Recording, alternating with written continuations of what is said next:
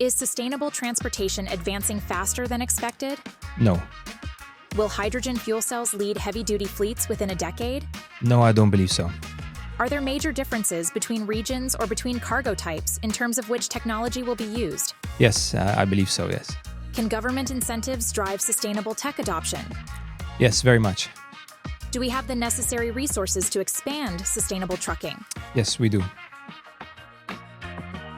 Hi everyone, and welcome to Fleet Talk, a podcast series by Tip Group, where we speak to different speakers and thought leaders about today's industry challenges and impact.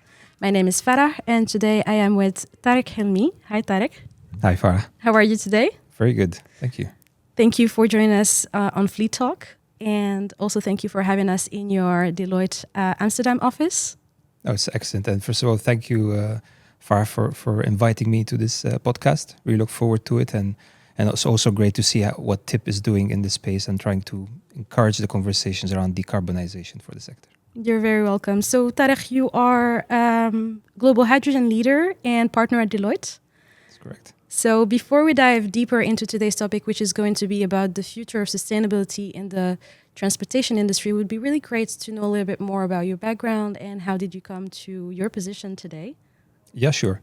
Yeah, so I'm originally a person who worked in the energy space. So I've always been fascinated by energy and always loved working in the energy space. And then as of lately in the past, let's say 8-9 years, moved into the space of decarbonization. Mm-hmm. What attracted me is the fact that, we can still focus on energy, which is my passion, and then see how we can decarbonize that. So increase the use of energy by everyone, making sure that everybody gets access to it, but at the same time, make it decarbonized. And then we ventured into efforts around decarbonizing transport, whether it's trucking, aviation, shipping, and all the other hard-to-abate sectors. And we're trying to see how we as a company can best help the sector, bringing our knowledge, but also bringing our tools, our methodologies, and most importantly for this challenge, how we bring people together to solve these issues together. Right. Okay. And can you tell me more about what is the most exciting part about working with different players in the industry, helping them with their decarbonization, sustainability initiatives? Yeah, sure. So the best thing is that the book on how to decarbonize the sector is not written yet. Okay. And this is for every advisor, that's really the dream, right? You venture into an area that has not been solved yet. It's difficult, it's hard, but it also requires capabilities that are sometimes new, and sometimes also how you bring the capabilities together is very important. So if you talk about decarbonizing a company, you need to bring capabilities that are related to, how do you get organized? The talent that you need to bring in. How do you manage even your taxes? How do you capture incentives? How do you define a strategy?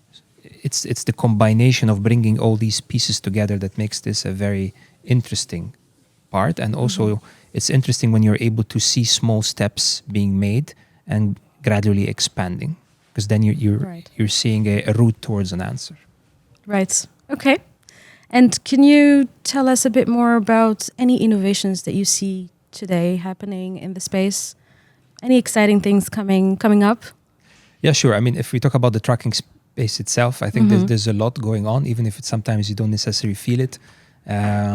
Just to mention a few that I really like, I think battery swapping is one. It's something that is very common in China.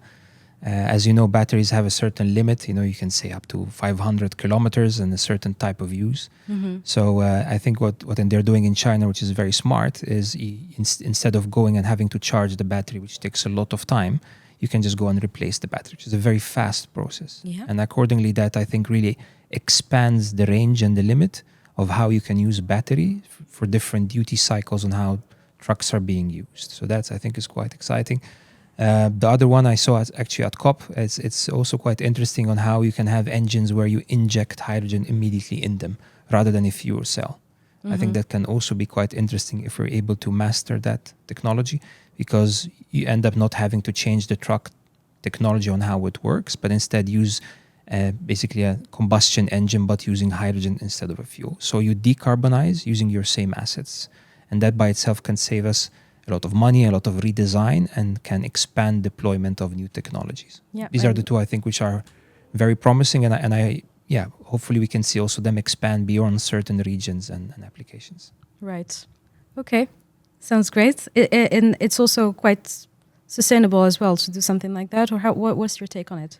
Very much. I mean, if you think about it, you for now there are certain what we call duty cycles, which means how the truck operates in certain conditions, Right. and you can only use a diesel truck because you need to drive, let's say, very, very long distances and carry very heavy loads. In these situations, you cannot use a battery because battery has a limitation. So imagine if you can, by doing that swapping of the battery, you then kind of remove that limitation to a certain degree for certain applications, not for everything. So automatically that means you can start to use more electric trucks in duty cycles that are, let's say, more for diesel. So that will help decarbonize. Right. Same story for the hydrogen. Usually you need to create a hydrogen fuel cell and putting it into a different kind of truck, which requires redesign, redeployment. I think if you're able to use the same engine, which is internal combustion, and then use hydrogen in that setup, if that actually as a technology picks up and starts to work, then again you start to decarbonize faster. Right. Yeah. Okay, we're going to dive a bit deeper into each and every topic. Earlier today, we asked you 5 different questions. Yeah. So you gave a yes/no question. Well, yes/no answer. We just want to dive a little bit deeper into your answers and understand what's your reasoning behind it. But before I do that, I just wanted to also ask you a question that we like to ask at Fleet Talk, which is, what is something that most people don't know about you? Okay. Well, I mean, one probably is that I've lived in many countries, and it's something that I liked very much. So I probably lived in more than 6 countries, and I've worked in more than 20 countries. And sometimes, probably from my name already, you can tell I'm not Dutch, even if I am living in the Netherlands. But people sometimes think it's just I came maybe from Egypt directly to here or from Italy direct to here. In fact, no, I've actually went around a bit, which is part, I think, of also, which is really nice. I mean, the exposure you get to different culture is something which also, built my character and built also my knowledge and how I work with others. Okay, nice. And probably made you see a lot of different aspects of... Very much. And it also helps. And so when you're giving advice on something, you don't necessarily take a US view or European view or whatever other view. You're able to really understand the global how it will be perceived and implemented. All right. So speaking about the yes/no questions, so the first one was, is sustainable transportation advancing faster than expected? And your answer was no. So it would be really great to have your take on it and have you elaborate. Yeah, sure. So of course it's not the best of answers, but that's a bit the reality, right? We would have liked to see more progress. We've done a lot of analysis in this space, and just to share some maybe figures with you, we tried to look at the overall emissions, specifically from what we call medium duty trucks and heavy duty trucks, and they both represent around 70%, 65-70% of all emissions from trucking. Okay, we looked at how much emissions are coming from these from the trucking, and then what we see is that they are increasing, of course, as you have increased with GDP. But for us to be able to decarbonize and to get to a net zero position by 2050, by 2030 we should already be, changing that trajectory of growth, and we need to have decreased the emission intensity of trucks by 30% versus 2 years ago by 2030. And we need to start to see a flattening of our emissions globally. So that's, if you get to that position, then you're starting to get to, your 2050 position. Unfortunately, we're not there yet. Our emissions are still increasing into this space. Yeah. So that's let's say the reasoning behind it. But at the same time, I think we're not standing still. As an industry, it's a lot of effort is being put, and we have to recognize the positives. Right? So if you look just at Europe, for example, I think overall emissions from trucking did increase, but we've seen also decreases in emissions. So if you, from 2000, I think past 20 years, we've decreased our emissions by more than 16% just through efficiencies, and also by another 6% because of the use of biofuels. So north of 20% reduction in emissions because of fuel standards and engine standards. The only issue is that we have increased the volume of things that we transport, which has offset that benefit. Right. And also there's been a bit of a modal shift. But overall, I think engine standards have made a significant impact on reducing the emissions.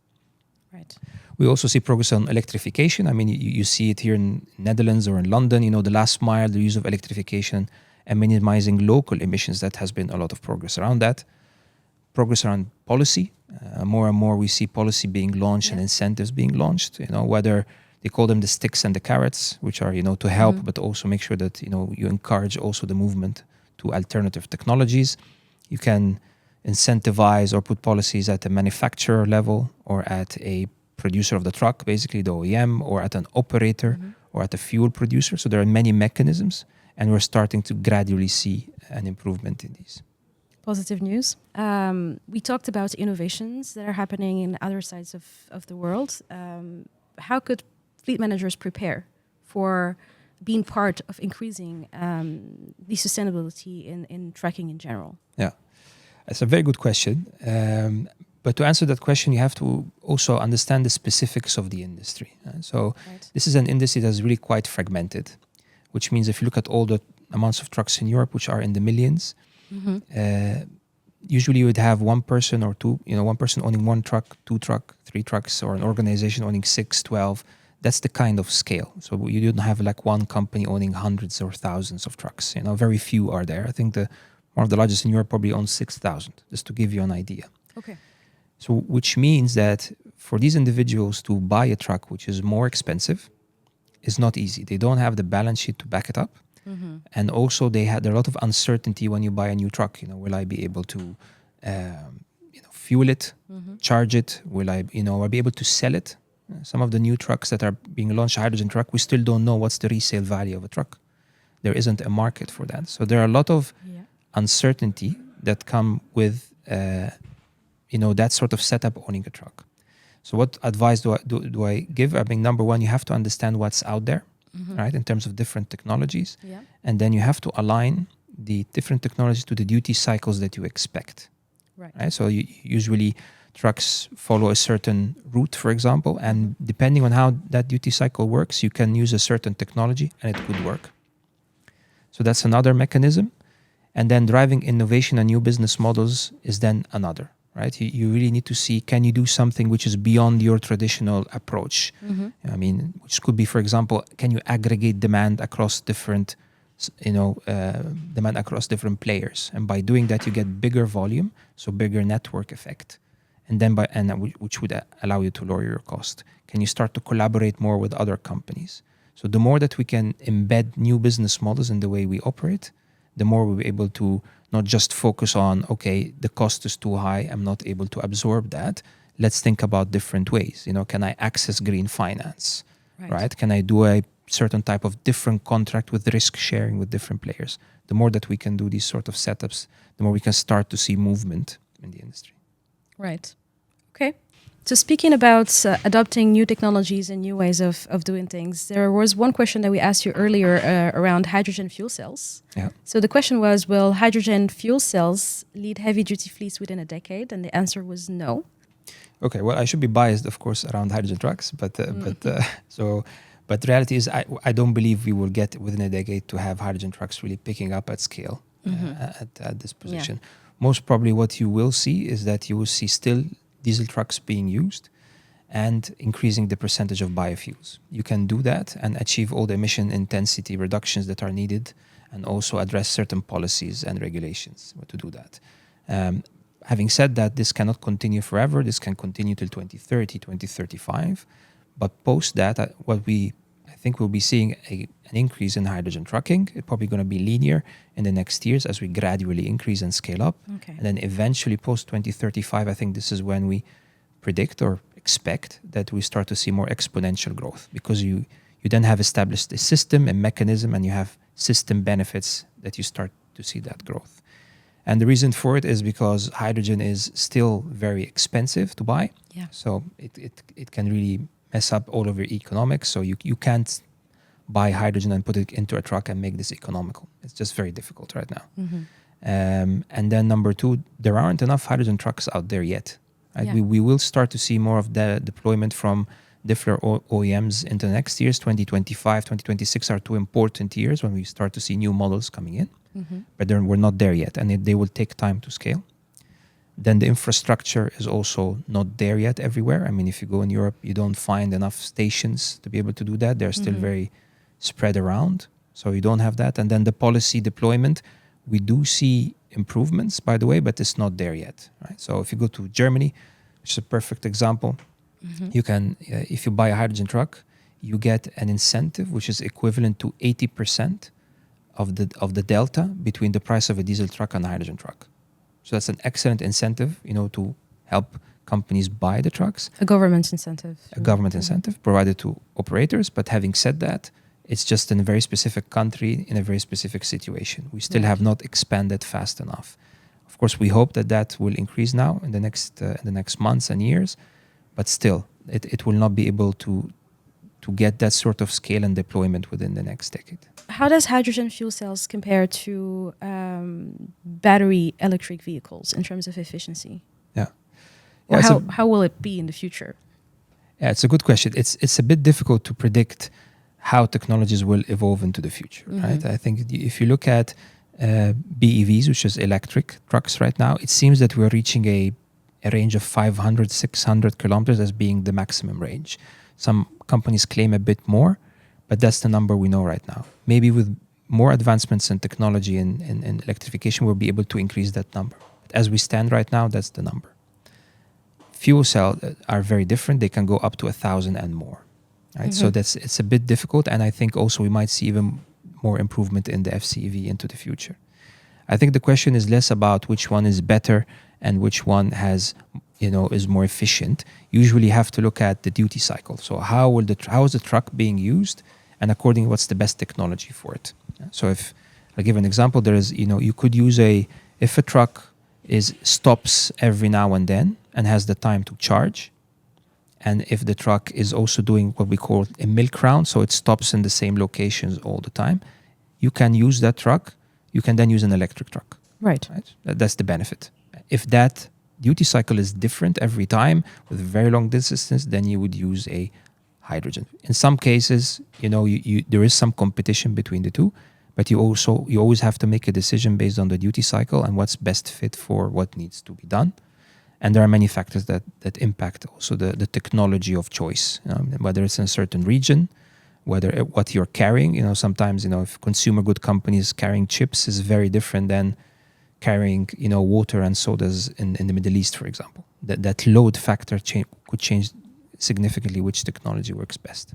Right. I think that's really important insights for any fleet operators, is to just look at their use cases. Exactly. Yeah. And since you're speaking about regions, so one of the questions that we asked you earlier is if there are any differences between regions or between cargo types for which, in terms of which technology will be used.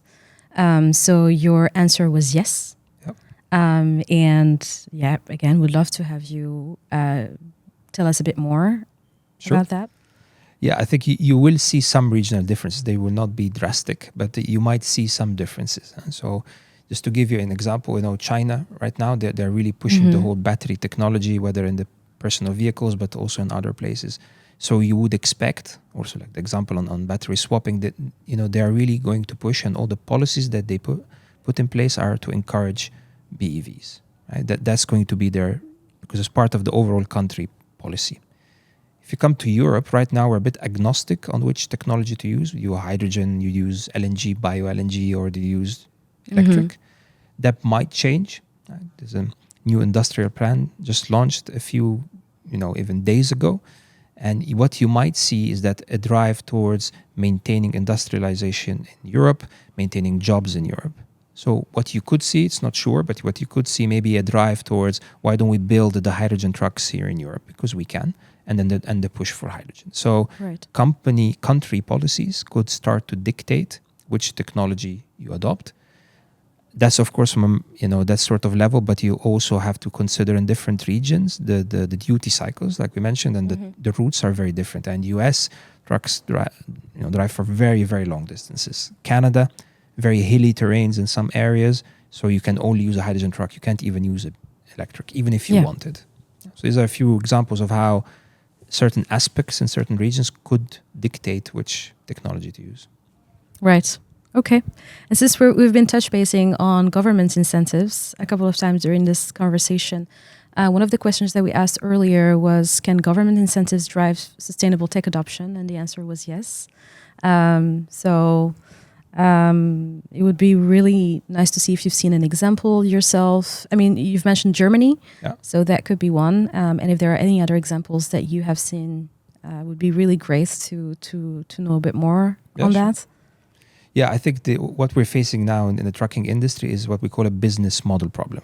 It's not a technological issue. So we are already using fuel cells for many years. We are using electrical batteries for propulsion and also LNG trucks. So these technologies are there. They can always improve, move down the cost curve and expand, and technology can expand. But reality is we're faced right now with a business model problem. So we need to look at the economics of how things work and try to solve these.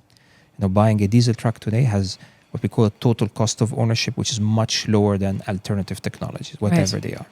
So incentives can really start to cover the gap between the sort of the total cost of ownership between a diesel truck and the alternative truck. That's all what incentives need to do. And they need to do that to allow the scaling up of the industry. So that's where incentives and government policies can really help.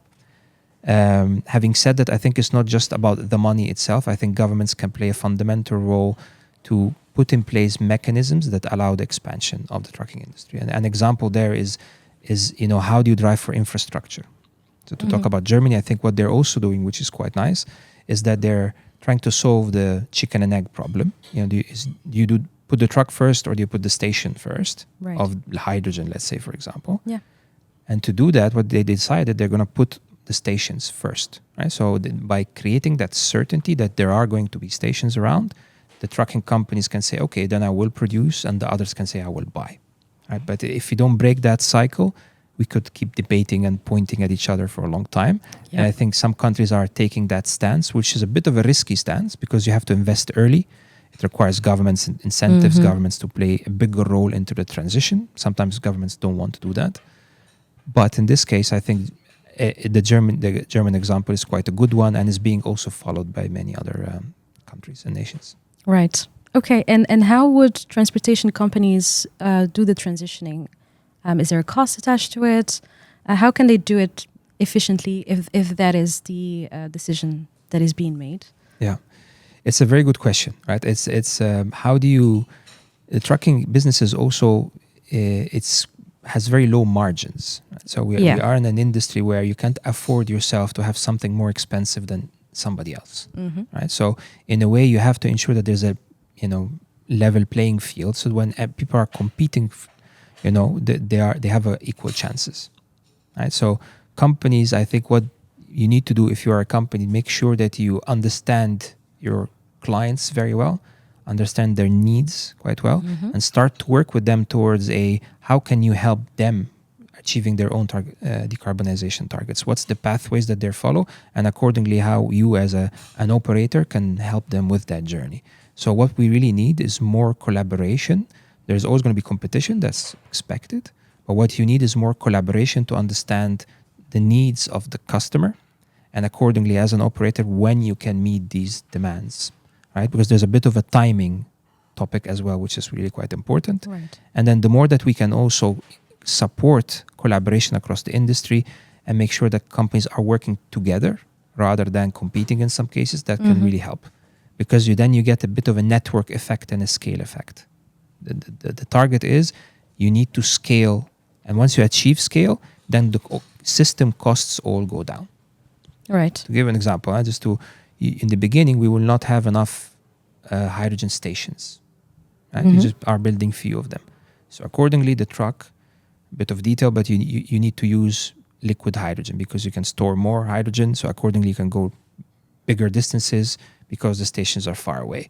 As you get more stations, that requirement for liquid hydrogen decreases. You can have gaseous or compressed. What that does is that the cost of the truck goes down. This is an example of how this sort of network effect starts to decrease the cost of a truck. Okay. And is that why one of the questions that you answered, which was about having the necessary resources to expand sustainable trucking, you said yes. So is that one of the reasons why we do have the necessary resources today? I think we have the necessary resources to start to pick this up at scale. Okay. Right? Are we there yet to solve all the issues? Probably not. And again, I go back to the whole business model topic, which I personally really like and can start to solve a lot of problems. So, for example, what you can start to do is you can start to create trucking as a service. Right? So, as we said, the truck is very expensive today. And if I need to buy a truck and I only have a few trucks, it's very expensive for me. So what trucking as a service means is that you can start to create a coalition where everybody plays a role to support trucking deployment. So you have a company that has a big balance sheet, whether it's a fuel producer or an OEM, they own the truck. They put them on their balance sheet, but then they lease them out to operators to use. And by that, you take out the risk and you transfer the risk, let's say, from the operator to that company. What also is possible is that company, OEM or fuel producer, can then support also with maintenance. They can connect with the bigger clients and start to create long-term contracts. So automatically you've created an ecosystem where everybody has taken a bit of the risk and has taken also a bit of the benefit.